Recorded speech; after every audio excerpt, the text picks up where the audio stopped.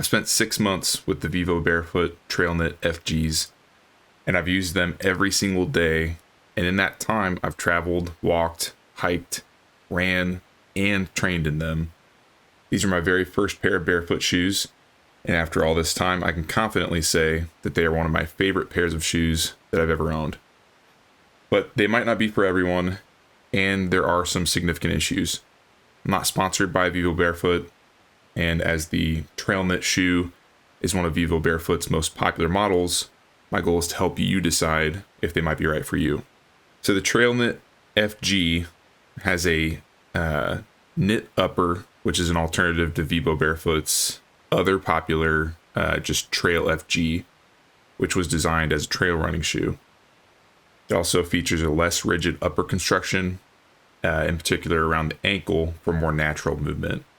The shoe is also designed as an attempt to fix some of the breathability issues of that previous shoe with the knit construction, and we'll talk more about that in a little bit. Me personally, I believe that the Trail Knit FGs have a little bit more of a sneaker look to them that looks a little bit more like a normal shoe compared to the original Trail FGs. So although these shoes are designed for trail running, I think that they're great for introducing you to the world of barefoot shoes. They're great for training mobility, strength training, circuit training, walking, hiking.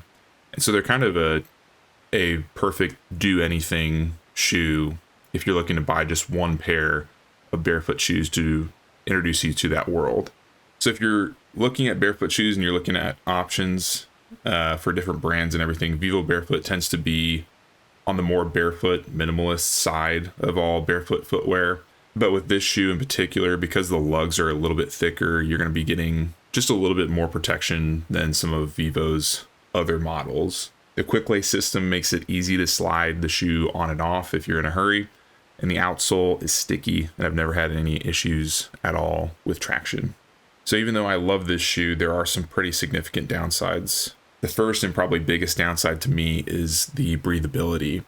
Although the knit upper allegedly was supposed to fix some of the breathability issues, I still find that on hot days when I'm doing something like running or something just a little bit more intense, my feet get very, very sweaty in these shoes, and they do not breathe at all. Another issue with these shoes is that if you are going to be running in them, there's a little bit more slippage than I would have liked. That could be a sizing issue, but I have a theory that it's more than likely probably the result of the lacing system. And the lacing system, although I enjoy for ease of access, the very thin laces tend to be a little bit uncomfortable if you're trying to really tighten down the shoe. So compared to another barefoot shoe like this one that I own, the Zero Denver 2, the Denver 2s look a lot closer to like a normal shoe. They're a lot closer to like a normal boot, and I feel more comfortable wearing them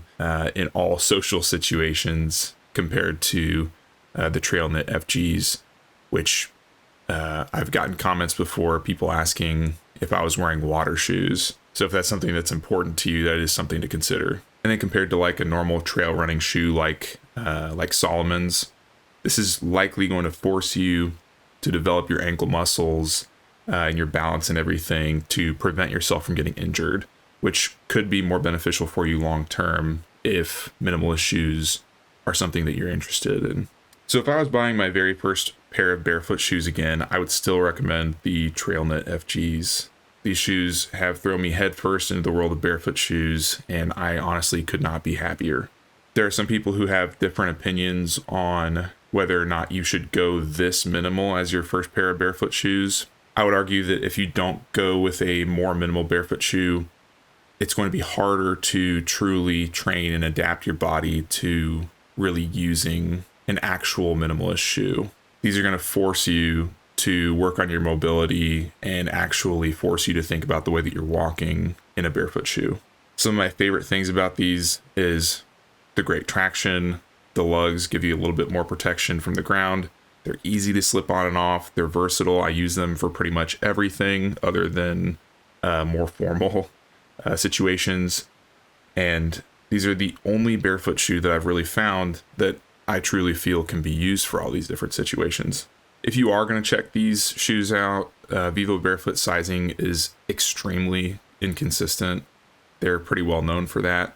They typically recommend that you have a little bit more room in the toe box, but for these with some of the slippage issues, I wouldn't go tight, but I would go a little bit more snug than what I did. I went true to size for mine, and it feels like I've got about an inch towards the end of the shoe where my toes are.